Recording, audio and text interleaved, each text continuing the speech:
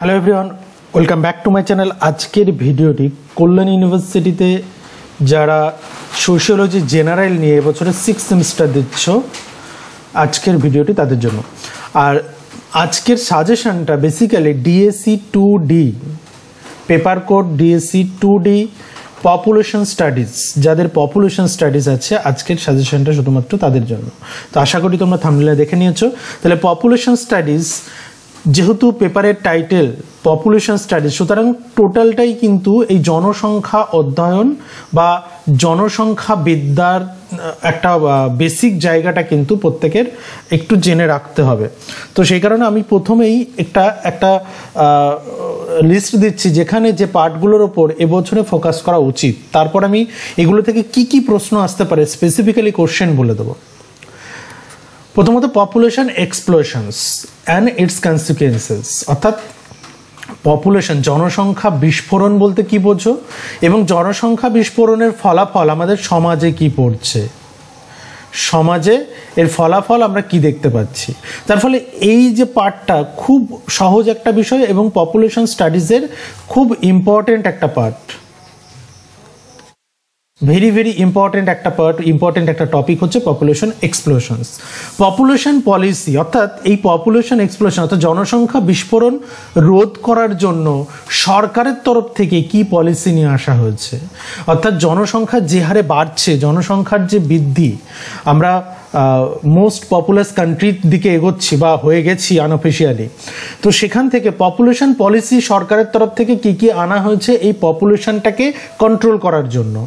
যেমন লাস্ট 2011-তে আমাদের জনসংখ্যা অধ্যয়ন হচ্ছে, তাই তো, যেটাকে আমরা কি বলি, সেন্সাস বলি।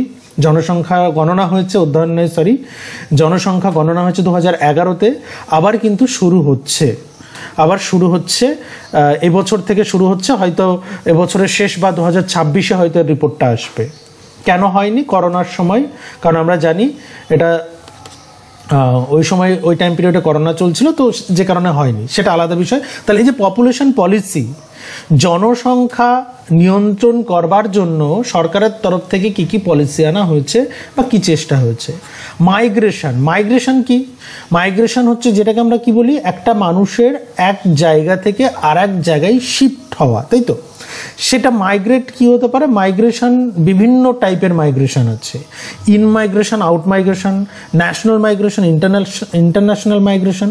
অর্থাৎ একটা মানুষ রাজ্যের মধ্যে যদি শিফট হয়, এক রাজ্য থেকে অন্য রাজ্যে, এটা হতে পারে। আবার এক দেশ থেকে অন্য দেশে। ওকে, তাহলে এই যে মাইগ্রেশনের টাইপটা একটু দেখে রাখতে হবে। মাইগ্রেশনের বাংলা আমরা অভিবাসন বলে থাকি, আরও বেশ কিছু বাংলা আমরা ব্যবহার করি, তো ইংলিশ টার্মটা একটু মনে রাখা প্রয়োজন। ফার্টিলিটি জন্মহার, মর্টালিটি মৃত্যুহার, কারণ এই দুটি পার্ট পপুলেশন স্টাডিজের সঙ্গে খুব কানেক্টেড, মানে খুব গুরুত্বপূর্ণ দুটো পার্ট। কারণ ফার্টিলিটি আর মর্টালিটির উপর বেস করে টোটাল পপুলেশনের যে ধারণা সেটা কিন্তু আসে, অর্থাৎ কোনো একটা পার্টিকুলার কোনো একটা কান্ট্রির ফার্টিলিটি রেট, মর্টালিটি রেট ভীষণ ইম্পর্টেন্ট সেই দেশের পপুলেশনটাকে বোঝার জন্য বা সেই দেশের পপুলেশনটাকে কন্ট্রোল করার জন্য। এবং থিওরি আছে এখানে থিওরির পার্টও আছে একই সঙ্গে। থিওরির ডেমোগ্রাফিক ট্রানজিশন থিওরিটা দেখে রাখতে হবে, আর এজ সেক্স পিরামিড। ওকে, এটা গেল আমি বেসিক একটা কনসেপশন দেওয়ার চেষ্টা করলাম, যে যার ওপর বেস করে এই মুহূর্তে এই টপিকগুলোকে একটু দেখে রাখতে হবে, বা এই টপিকগুলো লাস্ট টাইমে এই টপিকগুলো একটু রিভিশন দিতে হবে। ওকে, যারা প্রিপারেশন একটু ভালো পড়াশোনা করছো প্রথম থেকেই, তাদের জন্য এই স্লাইডটা। আর যারা মনে করছো যে এখন আমার শুধু সাজেশন দরকার, আপনি এত না বকে স্যার শুধু কোশ্চেন দিন, আমি দেখে নেবো বাকিটা, তাই তো, তাহলে তাদের জন্য এবার আসছি। চলো, জনবিজ্ঞানের পরিধি বিষয়বস্তু দেখতে হবে। Demographic transition theory, very important demographic transition theory. বিভিন্ন প্রকার বয়স লিঙ্গ পিরামিড, এজ সেক্স পিরামিড, যেটা প্রথমেই বললাম যে প্রশ্নটা তাহলে কিভাবে আসতে পারে এখানে, যে বিভিন্ন প্রকার বয়স লিঙ্গ পিরামিড আলোচনা করো। 10 মার্কের জন্য বলছি কিন্তু এগুলো 10 মার্কে একটি থিওরি থাকবে, থিওরি একটি মাস্ট, এবং সেখানে আমি ডেমোগ্রাফিক ট্রানজিশন বলছি এবং ম্যালথাসটাও পড়ে যেতে হবে। তাহলে দুটো থিওরির কথা বললাম। আরেকটা পার্ট যেটা জন্ম নিয়ন্ত্রণের পরিকল্পনা। আচ্ছা, আমি আবারও বলছি, জনসংখ্যা বিস্ফোরণের প্রভাব আর জন্ম নিয়ন্ত্রণের যে পরিকল্পনা, এই তিনটি পার্ট কিন্তু দেখতে হবে 10-এর জন্য। তাহলে তৃতীয় যে প্রশ্নটা হচ্ছে, এই তৃতীয় যে পার্টটা হচ্ছে জন্ম নিয়ন্ত্রণের পরিকল্পনা, ভারতে জনবিস্ফোরণের কারণ, ভেরি ভেরি ইম্পর্টেন্ট। জনবিস্ফোরণের কারণ এবং ফলাফলটা 5-এর জন্য দেখে রাখবে। এই দুটোর মধ্যে একটি প্রশ্ন আসবেই, 100% আসবে, ঠিক আছে। মৃত্যু হার, মর্টালিটি রেট এবং সমাজে তার কী প্রভাব পড়ছে। আমরা বিগত বছরেও দেখেছি একটু ঘুরিয়ে ফিরিয়ে প্রশ্ন দিয়েছে, অর্থাৎ কনসেপশন যদি তোমার ক্লিয়ার থাকে তাহলেই তুমি অ্যান্সার করতে পারবে, আদারওয়াইজ নয়। মানে পরীক্ষার আগের দিন যদি নোট নিয়ে পড়াশোনা করো তাহলে কিন্তু পারবে না, তাহলে বলবেও যে স্যার আপনার সাজেশন কমন আসেনি। আর যদি যারা একটু পড়াশোনা করছো লাস্ট 2 মাস 3 মাস ধরে, তারা একটু কনসেপশন তাদের বিল্ড আপ হয়ে গেছে, তাদের ক্ষেত্রে একটু সুবিধা হবে। মৃত্যুহার কি, সমাজে তার প্রভাব, এটা কিন্তু এরকম একটু সমাজে তার কি প্রভাব পড়ছে একটু কিন্তু ঘুরিয়ে আসতে পারে। তো সেক্ষেত্রে একই বিষয়, মৃত্যুহার যদি বেশি হয় সমাজে তার প্রভাব কি পড়বে, জনসংখ্যা যদি খুব বেশি হয় সমাজে তার কি প্রভাব পড়বে। অনেক সমস্যা তৈরি হচ্ছে, সেই সমস্যাগুলোকে দেখতে হবে। খুব কনসেপ্ট বিল্ড আপ করে যাও, নিজে থেকে লিখতে পারবে। তারপর পরীক্ষার আগের দিন পড়বে, পড়ে কী করবে, পরীক্ষার 1 সপ্তাহ আগে নোটস কালেক্ট করবে বন্ধুদের থেকে, পড়াশোনা করে পরীক্ষা দেবে। তারপর যখন সাপ্লি আসবে বলবে সোশিওলজিতে সাপ্লি দিয়ে দিয়েছে আমার। কেন সাপ্লি আসছে, সাপ্লির কারণ কিন্তু তুমি। ইউনিভার্সিটিকে সবসময় দোষ দেওয়া যায় না।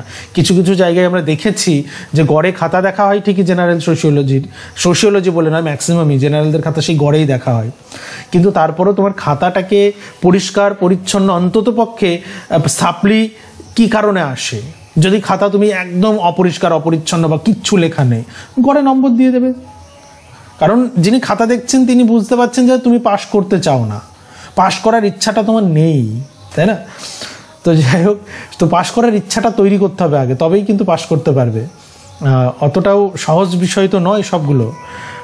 তারপর চলে আসছে ভারতবর্ষের জনসংখ্যা নীতির সমালোচনামূলক আলোচনা।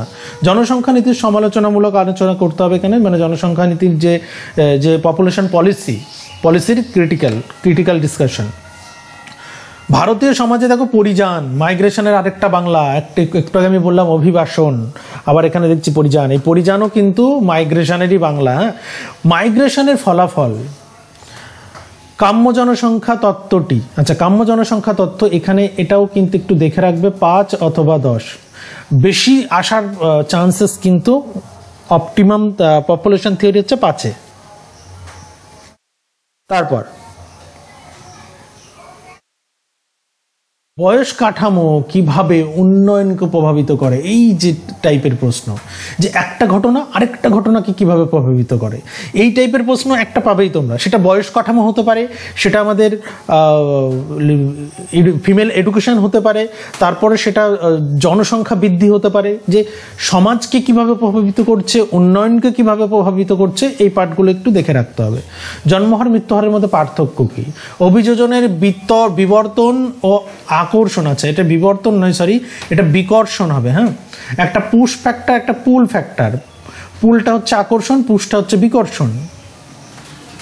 ওকে, অভিযোজনের বিকর্ষণ আকর্ষণের উপাদান সম্পর্কে আলোচনা করো।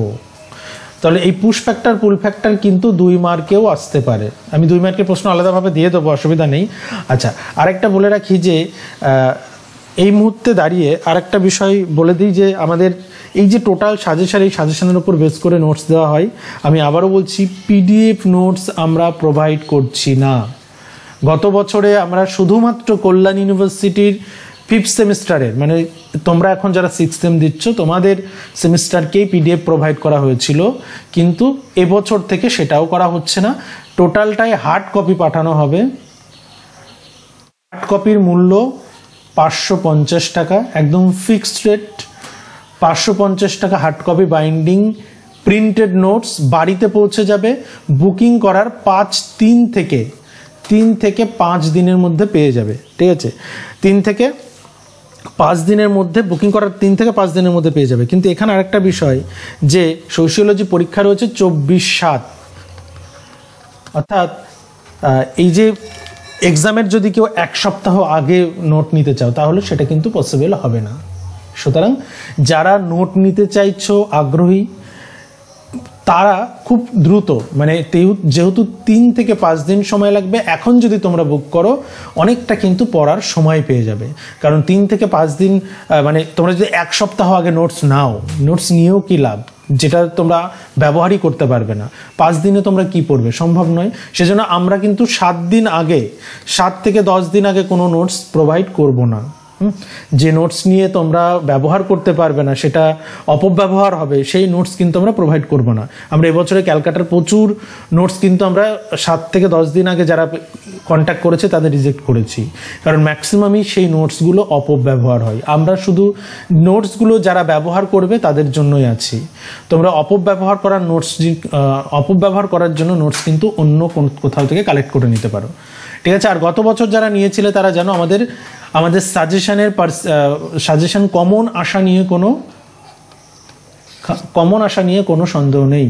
গত বছরও আশা করছি 100% ছিল, সেটা তোমরাই জানাবে, আর এবছরেও থাকবে, অসুবিধা নেই সেটা নিয়ে। তারপর চলে আসছি আমরা জনবিজ্ঞান সমাজতত্ত্বের মধ্যে সম্পর্ক। চলে আসি নেক্সট পার্ট, 5 নম্বরের। এখানে জনবিজ্ঞানের বিষয়বস্তুটা দেখে রাখতে পারো। পরিযানের প্রকারভেদটা 2 মার্কের জন্য আসতে পারে। জন্মহারের নির্ণায়ক সমূহ আলোচনা করো, পপুলেশন পিরামিডের উপর একটা টিকা। জনবিস্ফোরণের উপাদান, হ্যাঁ, এগুলো অপেক্ষাকৃত লাস্টে যে প্রশ্নগুলো দিচ্ছি এগুলো অপেক্ষাকৃত কম গুরুত্বপূর্ণ, ঠিক আছে। 5 মার্কের লাস্ট পার্ট, জীবন সারণীর পটভূমি, মরণশীলতার কারণ। আচ্ছা, এটা লাইভ টেবিলটা একটু দেখে রাখবে। নারী শিক্ষার সঙ্গে মরণশীলতার সম্পর্ক, এই যে পার্টটা। ভারতের জনবিস্ফোরণের ফলাফল, আমরা তো বললামই যে জনবিস্ফোরণের ফলাফল সেটা সমাজে কি প্রভাব পড়ছে। যদি ফলাফল না দিয়ে যদি এমন দেয় সমাজে কি প্রভাব পড়ছে, তাহলে তো এই ফলাফলই হবে, তাই না। তো এই বিষয়গুলো কিন্তু বুঝতে হবে। অনেকে এই বেসিক নলেজটুকুও নেই, মানে একটা ন্যূনতম যে 6th সেমিস্টারে পড়ছো সাধারণ জ্ঞান, অনেকের এই সাধারণ জ্ঞানটাও থাকে না। তারপর বলবে স্যার ভারতের জনবিস্ফোরণের ফলাফল আসেনি স্যার, সমাজে প্রভাব এসছে। ভারতের জনবিস্ফোরণের ফলাফলটা কোথায় পড়ছে? সমাজেই তো। তুমি কি সমাজের বাইরে প্রভাব পড়ছে নাকি? তার বাইরে নয়। তাহলে এই বেসিক নলেজটা, এই ব্রেনটা ওই সময় কিন্তু একটু কাজ করাতে হবে। হ্যাঁ, ওই সময় তোমাদের ব্রেন কাজ করে না অনেকের। একটুখানি ভেবে চিনতে, যেটা যদি বুঝতে না পারো ক্লাসে যে টিচার থাকবেন এক্সাম রুমে, যে ইনভিজিলেটর রয়েছেন, তাকে অন্তত পক্ষে জিজ্ঞাসা করে নিতে পারো। জনসংখ্যা বৃদ্ধি ও সমাজের মধ্যে অর্থনৈতিক সম্পর্ক কি, এই ধরনের প্রশ্নের কথা বলছি, এটা দেখে রেখো। এবং লাস্টলি এসে বয়স কাঠামো সমাজের কর্মক্ষম জনসংখ্যার উপর কি প্রভাব ফেলেছে। ওকে, এই হচ্ছে মোটামুটি আমাদের 5 নম্বর। এবার 2 নম্বরের কিছু প্রশ্ন আমি দিচ্ছি, তোমরা এগুলো দেখে নেবে। 2 নম্বরের এই প্রশ্নগুলো তোমরা যদি শুধুমাত্র শর্ট কোশ্চেন নিতে চাও তাহলেও সেক্ষেত্রে সেক্ষেত্রে আমরা পিডিএফ প্রোভাইড করব। শর্ট কোশ্চেন 99 টাকায় তোমরা পিডিএফ পেয়ে যাবে, এবং SMS করবে KU6M DSC 2D short question, এটা বলে হোয়াটসঅ্যাপে মেসেজ করবে, QR পাঠিয়ে দেওয়া হবে, পেমেন্ট ডান করবে, আর PDF পাঠিয়ে দেওয়া হবে মাত্র 99 টাকায়। ওকে, চল। আচ্ছা, তাহলে এই যে শর্ট কোশ্চেনগুলো বলছে, এই প্রত্যেকটা শর্ট কোশ্চেন গুরুত্বপূর্ণ। তোমরা একটু এই প্রশ্নগুলো দেখে রাখবে। জনবিজ্ঞান আদমশুমারি এখান থেকে গুরুত্বপূর্ণ। এছাড়াও জন্মহার মৃত্যুহার তো বললাম যে জন্মহার মৃত্যুহার দেখে রাখতে হবে। জনসংখ্যা পিরামিড, অভিযোজন, মানে এই যে আবার আরেকটা পেলাম, হ্যাঁ, অভিযোজন, অভিবাসন, পরিযান, এগুলো মাইগ্রেশনের বাংলা। হ্যাঁ, মাইগ্রেশনের টাইপস, মাইগ্রেশনের সংজ্ঞা, এগুলো কিন্তু জেনে রাখতে হবে। এছাড়াও জনসংখ্যা বিস্ফোরণ, এই যে এই স্লাইডের প্রত্যেকটা শর্ট কোশ্চেন কিন্তু গুরুত্বপূর্ণ। প্রতিটা শর্ট কোশ্চেন আমি যেগুলো টিক চিহ্ন দিচ্ছি প্রত্যেকটাই কিন্তু গুরুত্বপূর্ণ। এই 4টে কিন্তু গুরুত্বপূর্ণ শর্ট কোশ্চেন। ওকে, তাহলে এই হচ্ছে মোটামুটি আমাদের সাজেশন। আশা করছি যারা প্রিপারেশান নিচ্ছ তাদেরও অলমোস্ট রেডি হয়ে গেছে। যেগুলো রেডি নেই তারা অবশ্যই তৈরি করে নাও। আর যাদের স্টাডি মেটের প্রয়োজন অবশ্যই আজকেই বুক করো। 3 থেকে 5 দিনের মধ্যে হার্ড কপি বাড়িতে পেয়ে যাবে। আশা করছি তোমরা প্রিপারেশনের জন্য এনাফ সময় পাবে। দেখা হচ্ছে পরের ভিডিওতে।